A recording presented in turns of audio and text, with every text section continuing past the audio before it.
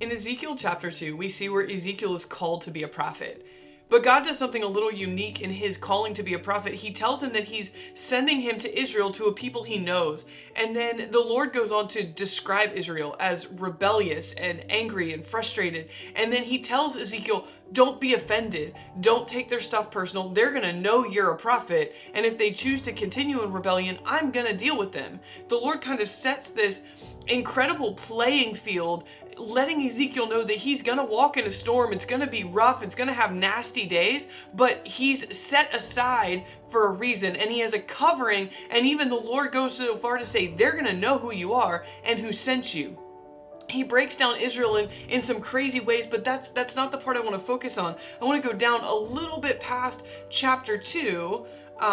At the end of chapter 2, he says, do not rebel like the rebellious people. Open your mouth and eat what I give you. And right after that is the part of the Bible where Ezekiel eats the scroll that the Lord gives him, and it's sweet and it sits in his stomach, and he knows God's word. He knows the promises of God. But then in chapter 3, this amazing thing happens.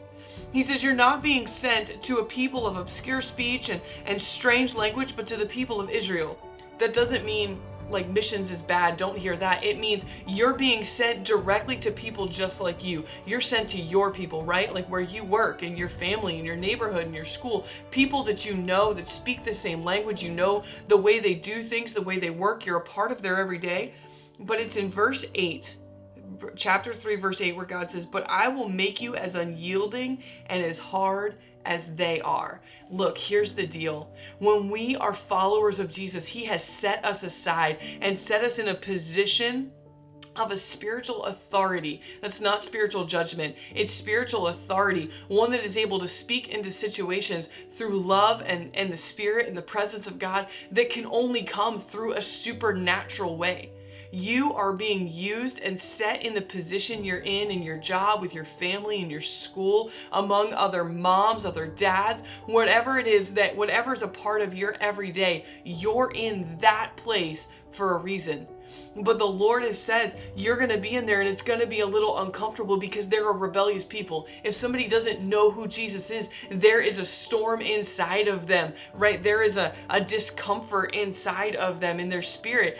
So you are a part of this, and there is a place where he says, do not conform, don't give in. I have made you just as hard and as unyielding as they are. But your hard and unyielding is not a stubbornness. It is not to operate in difficulty or to look for an argument or to start a fight.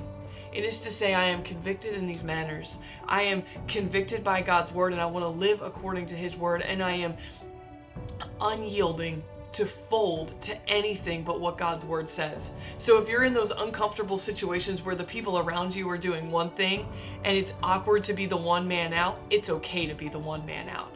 Do what God has called you to do. Stand firm and strong on the truth and the promises of God, because he set you in the position that he set you in, and he's using you to share not only his glory, but his truth, his mightiness, and his promises to those around you.